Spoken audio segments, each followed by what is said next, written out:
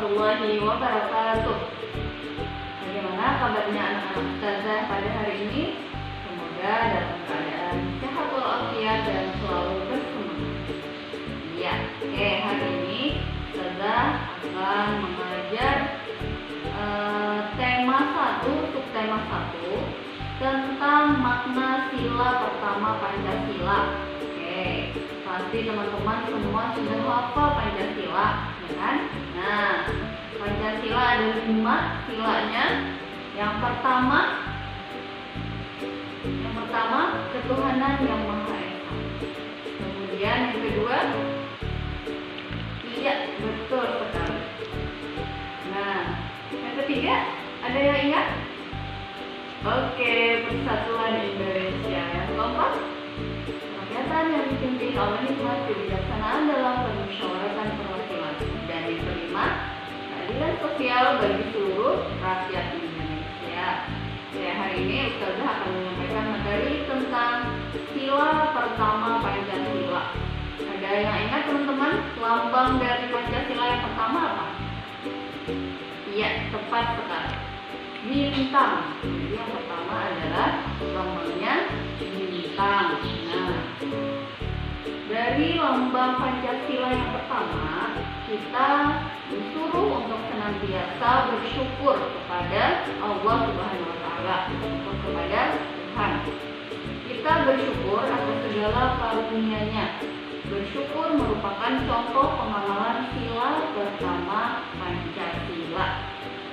Ya, oke. Sila pertama Pancasila berbunyi ketuhanan yang Maha Esa. Tentunya teman-teman sudah menghafal ya sila Pancasila. Nah, kemudian sila pertama Pancasila dilambangkan dengan gambar bintang.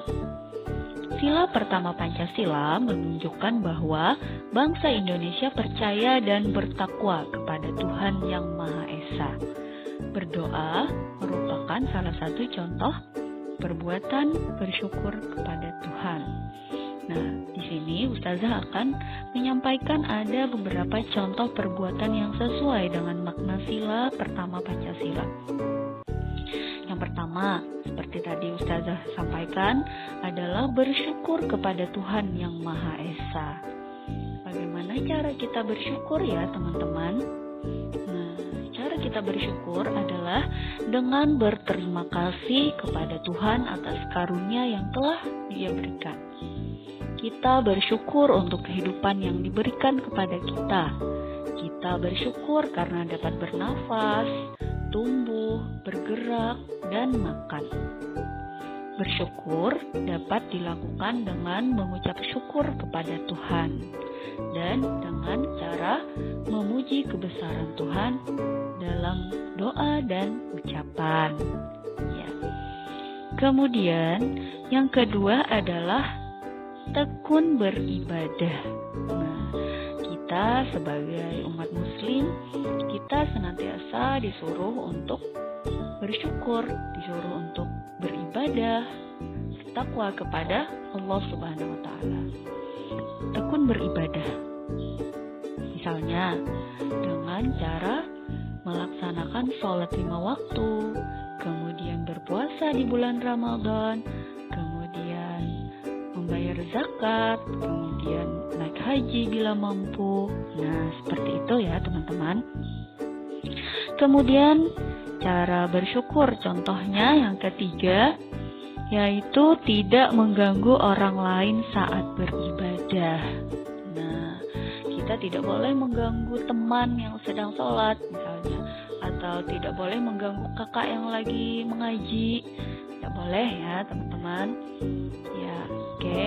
Kemudian berikutnya adalah menghormati agama lain. Nah, mungkin ada di sekeliling kita atau tetangga kita yang agamanya berbeda dengan kita. Tentunya kita harus menghormati mereka, tidak boleh mengganggu mereka saat mereka beribadah ya. Nah, selanjutnya ada contoh kegiatan berdoa. Nah, misalnya yang pertama, sebelum dan sesudah makan.